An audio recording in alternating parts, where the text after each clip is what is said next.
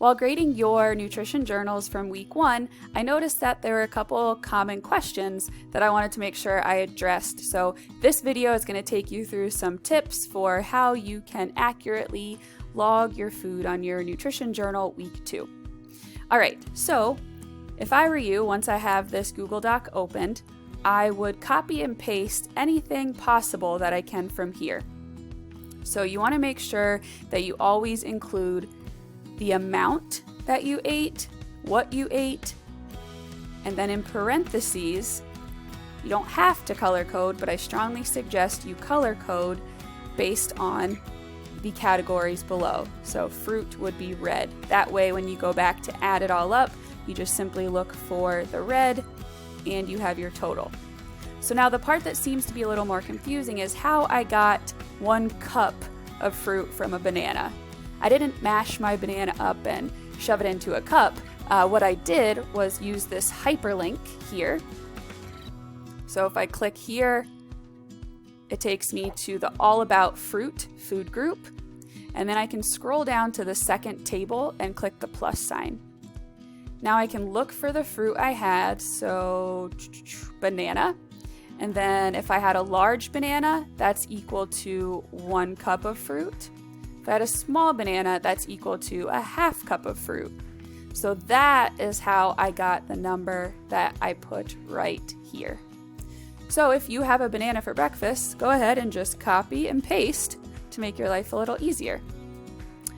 As I was looking at this, I realized I forgot to put my food group for peanut butter. So I'll do this right now as an example of how I would figure that out.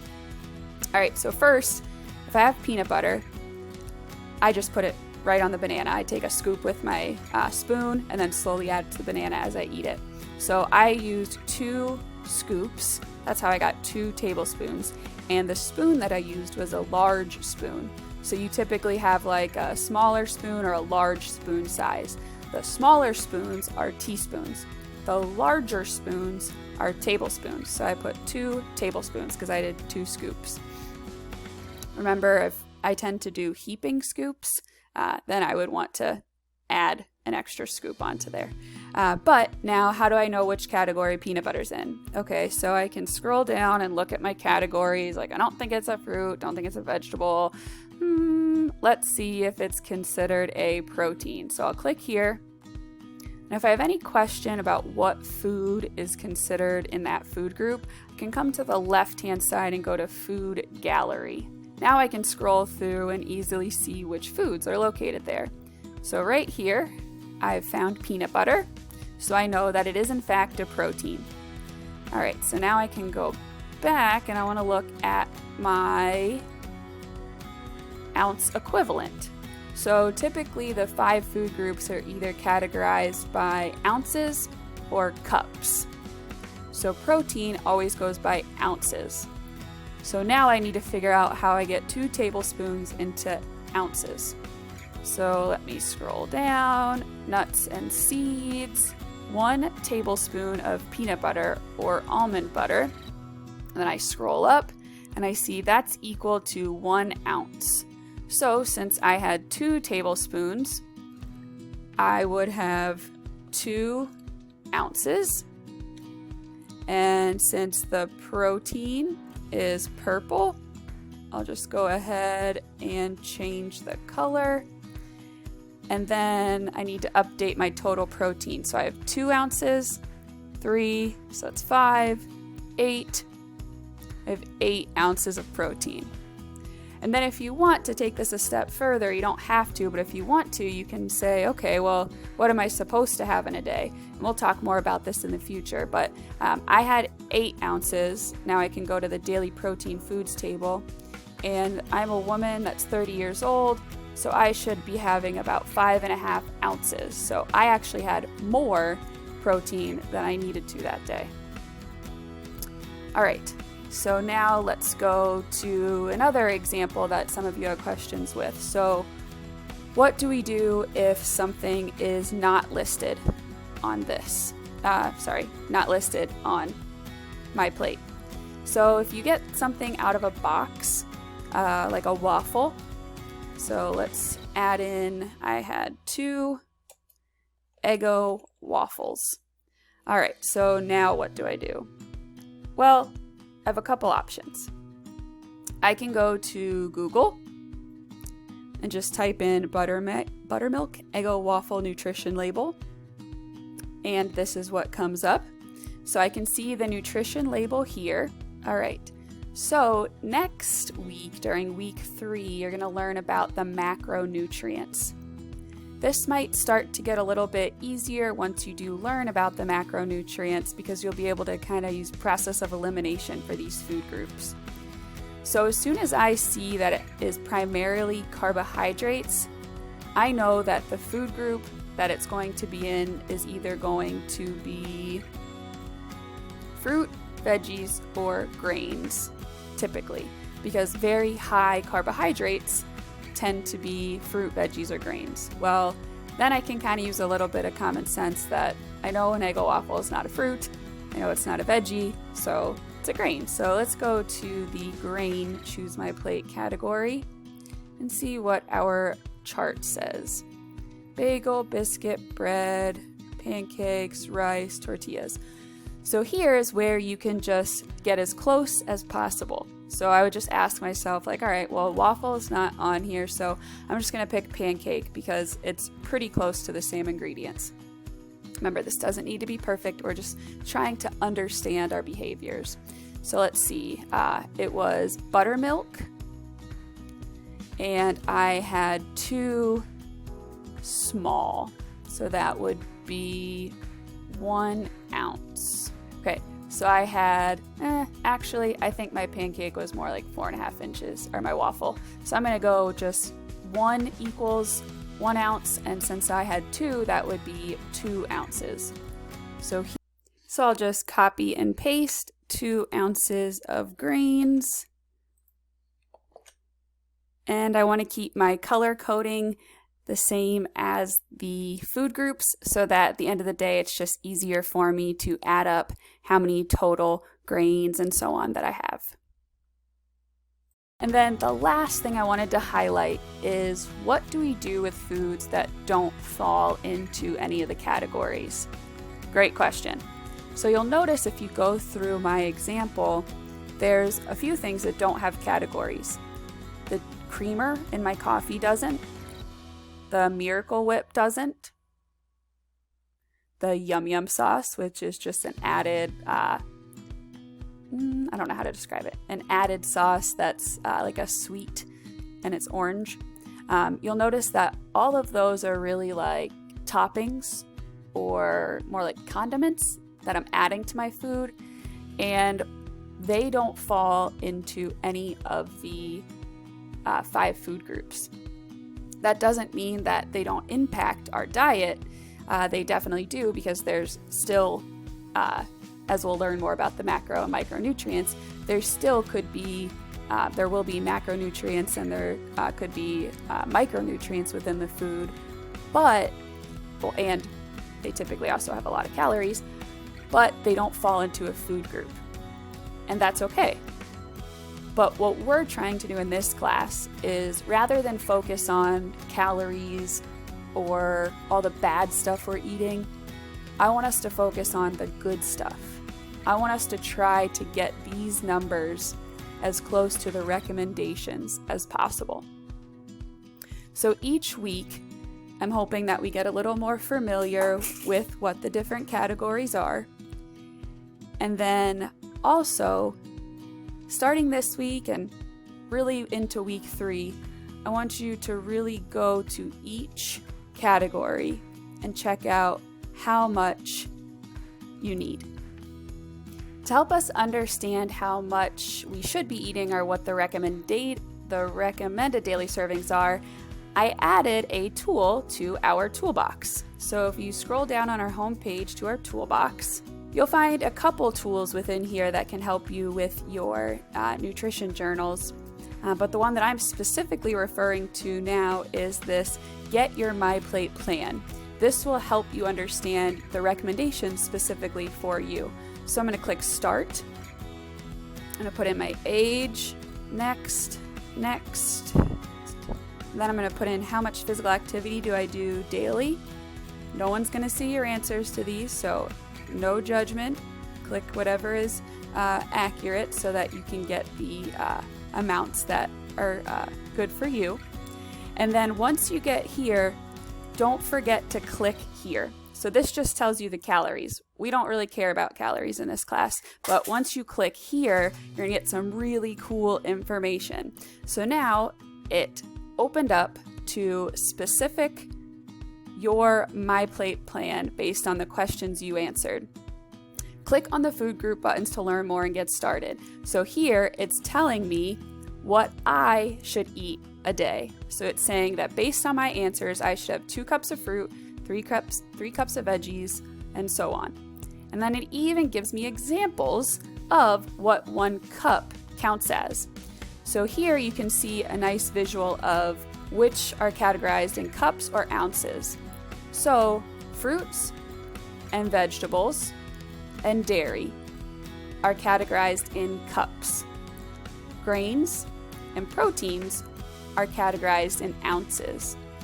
So remember, very important, on our nutrition journals, we always need to convert the more like practical version of what we had, like the 2 scoops equaling 2 tablespoons of peanut butter. We always need to convert that into that food group's descriptor, which for protein is ounces. Okay, and then I can scroll up here and click on View as a PDF. I can left click and hit Save As, and then I can save this to my computer if I'd like, or I can take a screenshot of it. And then this gives me specific information for my recommendations based on my current lifestyle. It gives me the servings that I should have per day, and some tips, and then things we can limit. So this is a good visual for us. So if you're having trouble thinking about like, okay, where do I put the creamer and all that on my nutrition journal? You don't put it anywhere on your nutrition journal, just visualize that it's hanging out in this limit this button. Okay, I purposely didn't put a limit this category on our nutrition journal, because I want us to focus on a positive relationship with food. I want us to be kind to ourselves and think about the good things we can add rather than the bad things that we want to take away. Okay. If you want to take this a step further, you can click on this action guide, click on the category that fits you, and it gives you tips that you can use. The really cool thing about Choose My Plate is it can be an amazing tool for our cookbook project. So if I click here, Sample 2-Week Menus, I can see examples of menus. I can see a grocery list that I can take with me to the grocery store. Things that are pantry staples that I can kind of stock up on and keep in my pantry. And a cookbook. And I really like this cookbook. It's Healthy Eating on a Budget. Please don't ever copy and paste these into your project for your cookbook, but you definitely can use these ingredients and these recipes. Whatever you actually want to try. Just remember for your cookbook, I ask that you make the things in your cookbook so that you can really tell us like how it went. All right. Last thing, back to our nutrition toolbox. I just wanted to give you a little overview of what else is in here that can help you with your nutrition journals. So this picture, kind of need to zoom in a bit, but this picture is a way that you can, let me zoom in. You can use your hand as a visual for the how big something is that you're eating. So for example, if I don't know if my spoon at home is a big spoon or a little spoon for my peanut butter scoop, I can think, okay, the amount of peanut butter that I'm eating, I can look at it and say, would it fill up the tip of my finger or would it fill up my thumb? And if it fills up the tip of my finger, that's equal to a teaspoon. And if it fills up my thumb, it's like 1 to 2 tablespoons. A handful, something that can just sit in our hand, like a cupped hand, would be 1 to 2 ounces. The size of our palm, or like a deck of cards, is equivalent to 3 to 4 ounces, which can be really helpful as a quick visual when you're eating meat. and your fist is like the size of a cup. So if you're eating like a fist size amount of grapes, that would be 1 cup of grapes for the fruit category. Next week, during week 3, you'll have the option to start using a virtual nutrition journal if you'd prefer to do so. The reason for that is because when we do the handwritten out nutrition journal that we're using for week 1 and week 2, when we do this handwritten journal, it's helping us learn the categories, the food groups that our food fits into. So the written journal for weeks 1 and 2 really focuses on having us learn the food groups and how much a serving is and the recommended servings for ourselves.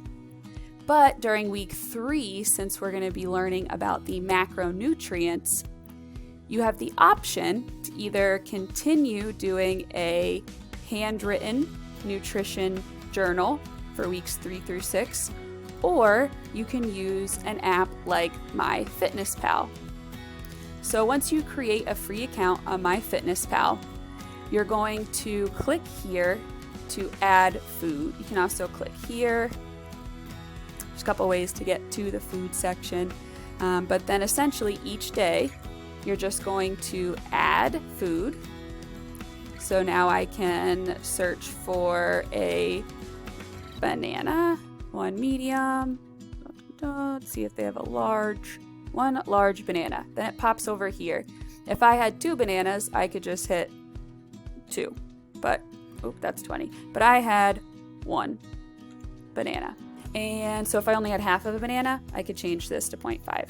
And then this is the meal that I had it for, and I click Add to Food Diary.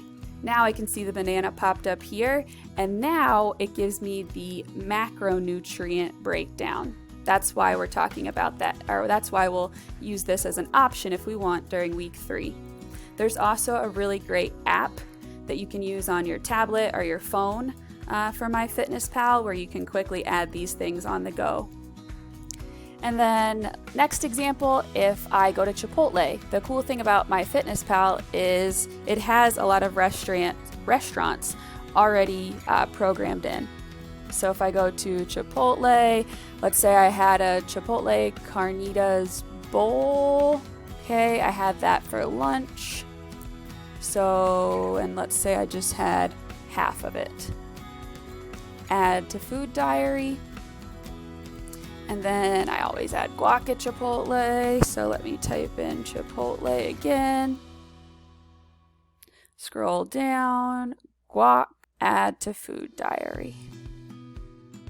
All right, so then just remember that whenever you're eating foods, you want to think about each component within the food and that you make sure you add each component. So here, Chipotle already has like the rice and beans, like the typical stuff that go in program, but if you're adding anything extra, you want to add that to it so you have an accurate representation. Then once you add in your stuff for the day, you can go down here and look at your totals. So when you sign up for MyFitnessPal, it's going to ask you some questions about your current weight, your goals, and all that.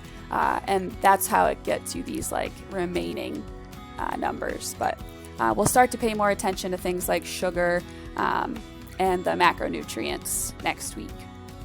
Then it gives you a breakdown of your macronutrients. So I had 44% carbs, 42% fat, and 14% protein. And during week 3, it'll start to make more sense to you of what the recommendations for each of these percentage-wise are. All right, so as a recap, for week 2, please stick to doing the handwritten log again at least one more time.